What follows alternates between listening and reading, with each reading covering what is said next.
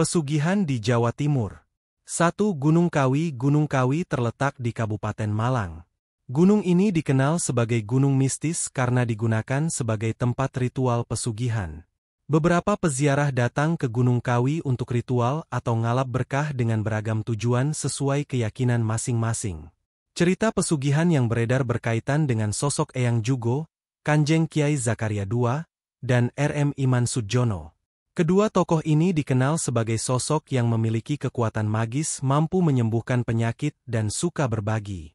Dalam jurnal berjudul Mistisisme Islam Jawa dalam Ritual Haul RM Iman Sudjono di Pasarean Gunung Kawi karya Dwi Sulistyorini, makam Eyang Jugo dan Iman Sudjono terletak di lereng Gunung Kawi.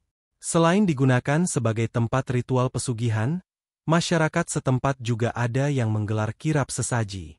Ritual dilakukan dengan cara mengenakan pakaian adat Jawa berwarna hitam tanpa alas kaki, dan membawa sesaji sebagai persembahan. Masyarakat juga membawa bunga dan dupa sebagai media berdoa, membaca mantra untuk membuka pintu pendapa. Kemudian berjalan dengan posisi jongkok ketika mendekat ke makam.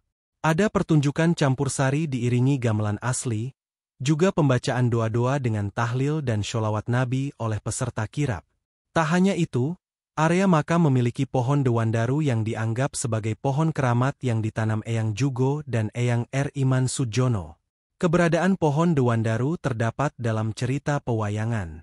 Dewandaru digambarkan sebagai pohon sakti dan keramat yang tumbuh di kayangan. Seorang raja yang mempunyai pohon ini akan menjadi raja agung karena kerajaannya akan berkembang menjadi sebuah negeri yang makmur. 2. Roro Kembang Sore. Roro Kembang Sore merupakan cerita pesugihan yang beredar di wilayah Gunung Bolo, Tulungagung. Cerita ini terbagi ke dalam dua versi, yaitu Cinta Terlarang Roro Kembang Sore dengan Pangeran Lembu Peteng, dan Roro Kembang Sore dengan Joko Budeg. Dalam jurnal berjudul Menimbang Spiritualitas dan Seksualitas, Simbolik Efisiensi dalam Praktik Pesugihan Kembang Sore di Tulungagung karya Nadia Afdoli Ganesha Harimurti, tujuan ritual pesugihan oleh para ziarah sebagai jalan penghubung untuk mencapai keinginan terutama kekayaan.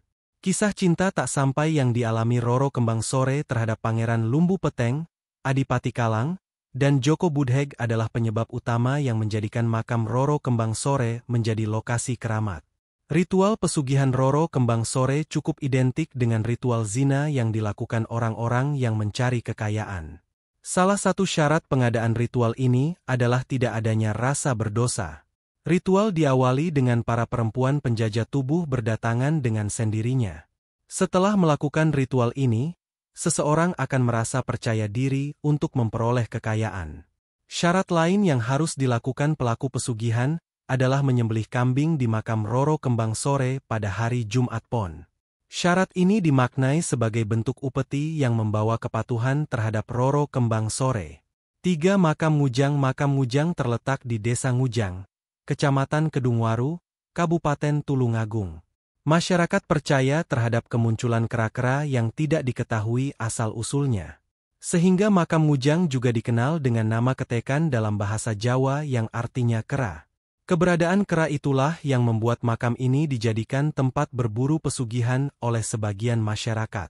Mengutip jurnal berjudul Ritualitas dan Pemaknaan Pesugihan Situs Makam Ngujang di Kabupaten Tulungagung karya Devi Valencrismu, terdapat legenda yang beredar di masyarakat setempat, di mana suatu hari ada dua santri laki-laki dan perempuan yang sengaja membolos dari kegiatan pengajian.